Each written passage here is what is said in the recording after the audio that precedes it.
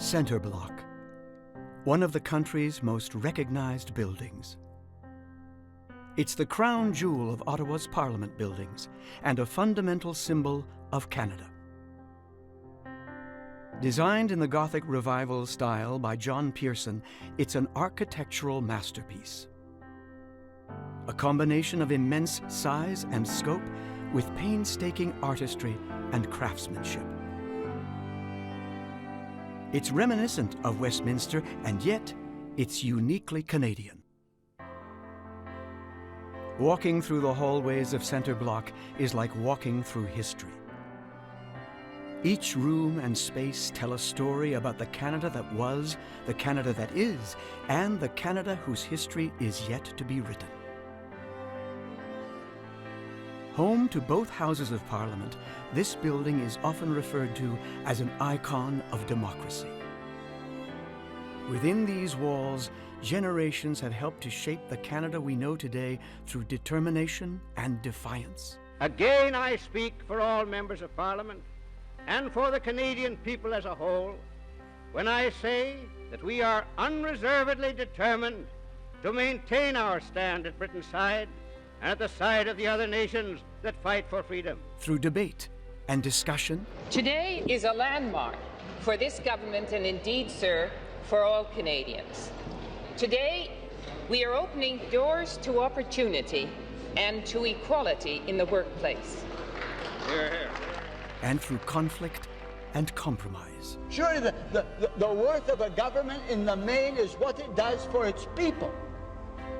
The extent to which it improves the quality of their lives, improves their health care, gives them a greater measure of security, gives them a greater standard of moral values. That's what makes a nation great.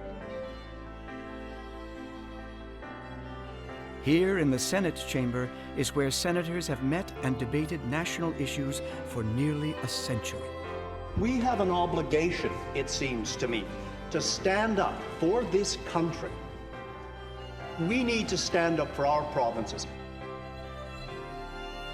This is the role of the Senate, to provoke, to inquire, to make recommendations for improvement, to urge the government to consider our reflections. It's also the venue for state ceremonies, including the opening of Parliament and the speech from the throne. Prime Ministers believe that Canada's active participation in the North Atlantic Treaty Organization is essential. Events that are full of pomp, pageantry, and ancient traditions.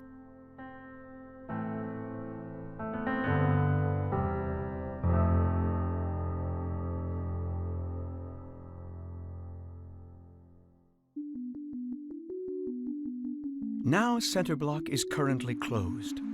Since 2019, the building has been receiving a much-needed upgrade. And that's no small feat. It's a decade-long project with a completion date of 2031. The estimated cost is between $4.5 and $5 billion. Currently, there are more than 450 workers on the site daily. And that number will increase once the project reaches its peak. Bringing together a diverse range of experts in areas from engineering and construction to architecture, masonry, and restoration. It is the largest and most complex heritage rehabilitation project ever undertaken in Canada. At the helm is Jennifer Garrett. Since 2016, she's been the Director General of the Centre Block Rehabilitation Project and is currently an Acting Assistant Deputy Minister with Public Services and Procurement Canada. That's the government department responsible for overseeing Parliament Hill's buildings. The building was actually in great need of restoration before it moved out. It looks beautiful, and to the naked eye when you walk through it, one might think that it was not in need of rehabilitation, but the reality is if you look closely, you will see the leaks from the roof, the places where the building has suffered quite dramatic change. And if we hadn't intervened into the building, we would be actually putting parliamentary operations at risk. For Garrett and her team, the to-do list is extensive. There are also leaks from water and heating pipes that date back to the early 20th century, like these found in the basement. The ventilation system was designed for a time when wood-burning fireplaces heated offices. It now needs to be replaced. There are damaged sculptures, crumbling mortar, and cracked stones. If left unchecked, some of those sculptures and the stone around them would disappear. The concrete that supports the building is also deteriorating. One example, this column in the basement of the Peace Tower. And there's the steel inside and outside the building. It's rusting and breaking. The building hadn't undergone a major renovation since it was rebuilt after the fire of 1916. When you get a building that's, in the 100 years range and you have an active parliament operating in it, the only time that you really get to do little tweaks to the building are during recesses and the summer period.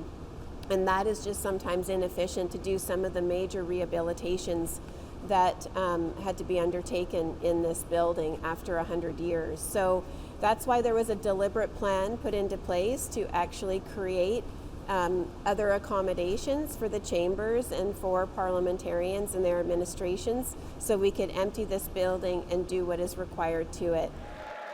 The plan saw MPs leave at the end of 2018 and move into a temporary House of Commons chamber in West Block.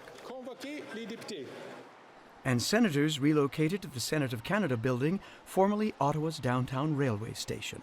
I'm happy to say that our operations did a great job of getting us to the finish line, but even then we were having at the end elevators breaking, water infiltration. We had a substantial leak about 3 weeks after the building shut down that would have definitely had an impact on parliamentary operations. So we made it. We made the building run till the end, but it was on its really last legs, and we were really worried about it having a significant impact on shutting down Parliament, which would be absolutely a catastrophe. We want our Parliament to run.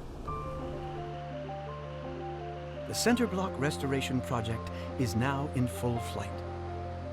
The key part of a decades-long rehabilitation and modernization effort across the parliamentary precinct. The 3 stages of construction are really essentially phase 1 involves taking the building apart. Phase 2 involves building those base building features back up, like doing structural upgrades and putting the mechanical systems in place. And phase 3 is the beautiful part of the job. It's the finalizing the features, fitting up the spaces and how they're going to look, putting those heritage features back in the building. Where we are at this current phase in the project for the Centre Block is we've effectively finished that phase 1 and we're headed into phase 2. And what I mean by that is we've finished the extensive demolition and abatement program to remove designated substances. That finished in December 23. And now we're at the part of the Centre Block program where we're starting to initiate the structural upgrades for the building. It takes a village to deliver projects like these.